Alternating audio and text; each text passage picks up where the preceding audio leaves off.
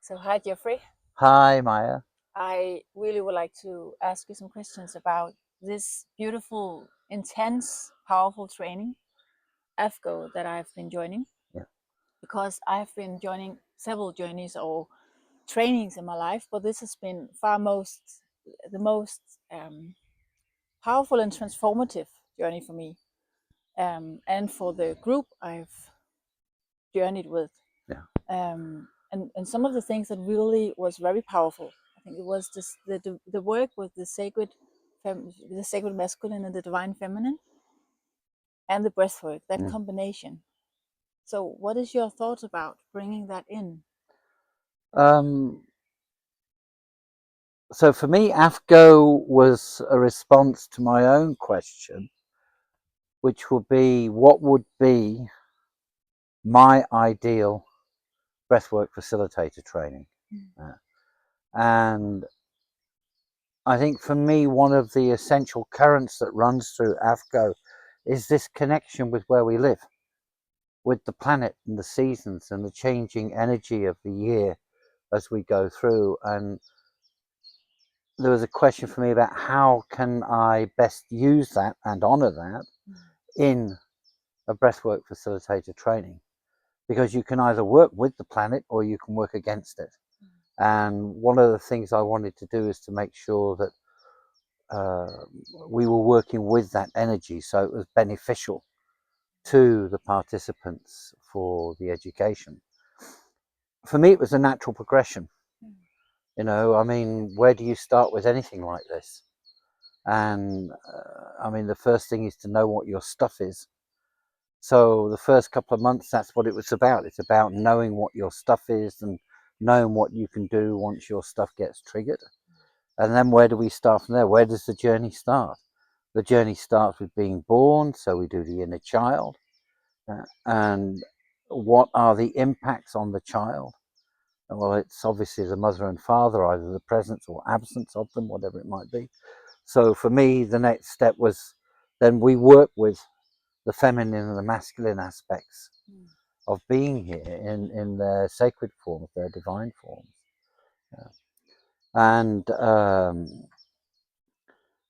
I knew that it was going to take more than me to be able to achieve what my heart was hoping to achieve with AFGO. And so that's when people like Helgi, I started to get them involved and stuff like that. And I've been very blessed with the people that I've been able to work with, like with people who come along and support every weekend. I mean, it's amazing the group of people that have come together to actually get this to work.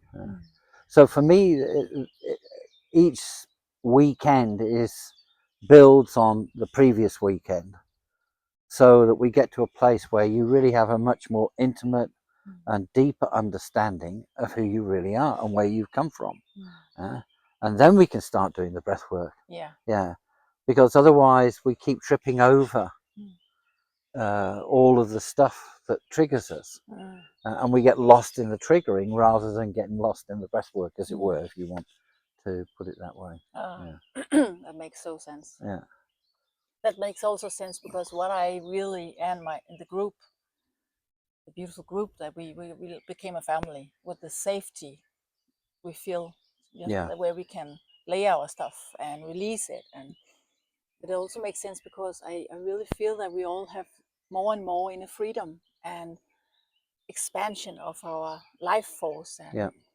laughter. And so it's really beautiful to Yeah. see and to feel that, like, we lifted off Yeah. all that Yeah. luggage where you carry, and Yeah. then through the breathwork we get more and more alive. Yeah. And I think also that we become more and more honest, not just with ourselves, but with the others that are there as well. And so we have this family, this group of people, where we know when each of us is hiding and when we're not hiding, and it's okay in both cases. And it leads to a group which is much more mindful and tender and caring than we normally meet in normal everyday life. And I mean, for me, that's another thing. Is it's like that's the sort of world I want to live in. I want to live in a world where it's possible to live that way with other people. Yeah. So I mean, there's that much bigger thing, which is sort of like a spin-off from the training itself, which is sort of being able to live in that very honest, open way with each other. You know, where and open in the sense of where we're not necessarily hiding things.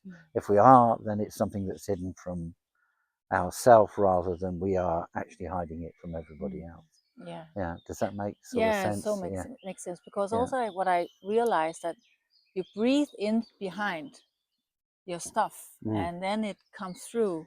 Yeah. And also all those paths that you didn't know. Yeah. And it's like it's so sometimes magical and really powerful that it works itself. Like the only thing is to let go and dive into the journey, and it can be something. Yeah. So what I really have found out how important it is to create this safe space that you bring in. Like you often said that you're both the teacher and the student, and so are we. Yeah. So your way of being humble is so inspiring to that we all take off those masks and try to be something else. Yeah. Yeah, that's a big thing. Yeah. Can you say something about more practical?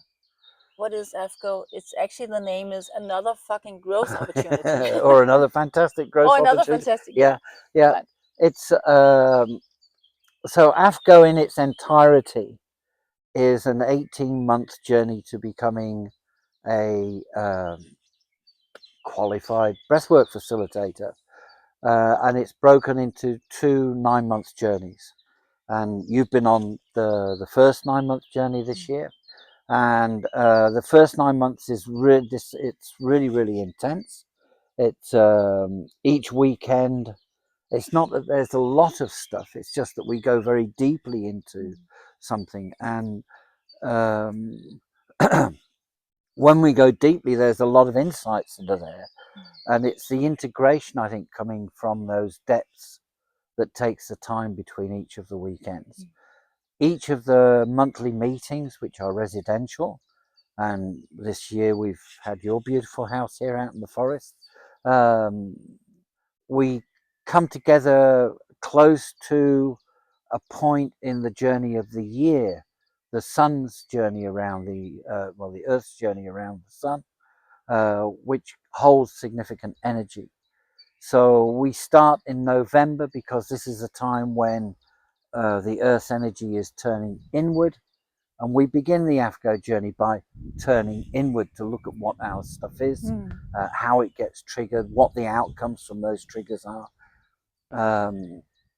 And we continue that journey honoring this cycle of the year of the Earth's energy and working with appropriate things at each of these points during the year, which is why it's 9 months basically.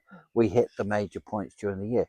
The last weekend that we have is in usually August or September. It's somewhere around about there, but it's at the harvest time, you know, and what more appropriate time to finish than at the harvest, where you have sown the seeds during the year, you've nurtured them, you've brought them to fruition, you've worked, you've tended that garden, which is yourself and your heart, and you come to this point where everything is ripe and ready to be harvested. And this is when we end the year basically at this point. Again, it's also part of the Earth's energy in the Northern Hemisphere that at that time of year we have the harvest. Yeah. Beautiful. So it's every month we come together for a period of 9 months. We begin in November and it ends in September or August, depending on people's availabilities and stuff like that. So even though we start with a relatively fixed set of dates, they are sort of fixed. We can shift things around to help suit people's timetables and so on a little bit. As I mentioned, the weekends are residential.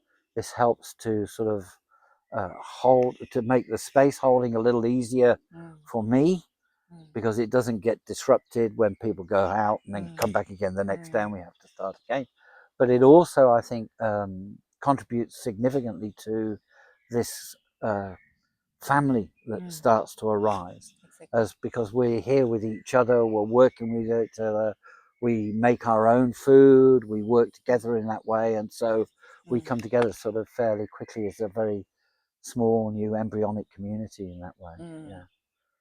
Yeah. Which we would love to bring out to the world, like Yeah. that way of being together. Yeah. And that's what I love about breathwork. It's like it just releases so much in you that your mask is falling off, and you come present to the world, and And I show think, up as who you are. yeah, and I think part of the reason for it being residential is that you get to know the other people in the group in a way that you don't often get the opportunity to know people in real life. Even with your closest intimate partner, you may never get to know them in the way that you get to know other members of the group, because you open up. You know, you breathe together so often, and breathing will take us to places which are not necessarily comfortable. You know, places that we don't really want to, you know, walk back into that shadow again. But we get taken there anyway by the breath. And there are lots of gifts in the shadows that we have forgotten about that we can rediscover again, and we do during this 9-month process. We also, as you know, come together every week. There is an opportunity at least once a week where we come together online, and we get to talk about where we are and what's happening and how things have been going since the previous weekend. There is homework, so we get to check in about the homework and how that's going as well. But it don't feel too much. It's like more. It's really like a safe container to be in, and that's what I also really see now, that how important that is. So there's not too much homework or too much, but it's still the intensity in the weekends are really intense sometimes. So it's good to have off work Monday. We often talk about that, like, oh, thank God I'm off tomorrow. Because there's so much stuff is letting go of. So I'm really grateful. It is. It's very intense. That's for sure. I mean, my personal training took place over 3 years to get to the same place that you guys are getting to in 9 months. So I mean, there is an intensity there, because everything that I got in my training is definitely part of the material that we've got that comes out of this 9-month journey. What is your biggest inspiration to this? Can you say that? And for breathwork, or for breathwork, like, or for the wisdom in breathwork, like one of them. I mean, I'm just so grateful to all the teachers that I've met in my life. I mean, certainly, I mean, I could talk about Thich Nhat Hanh, for example. You know, who I mean,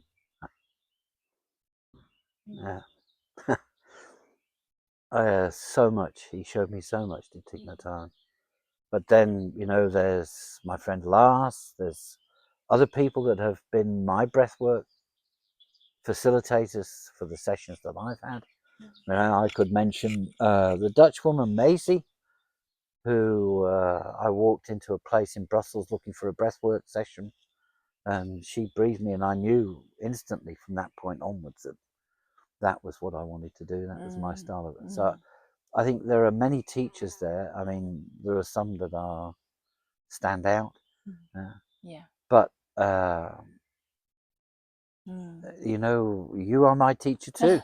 You know, you're an inspiration, the same as, you know, Isabel is, you know, behind the camera one beautiful there. woman behind the camera. And I think that, you know, the longer I'm here and walking this path, the more I'm humbled by that too. Thank you. Thank you so much. Thank you. Thank you for your trust, and thank you for you know, having the courage to join me on this journey. To jump in. Thank you. Okay.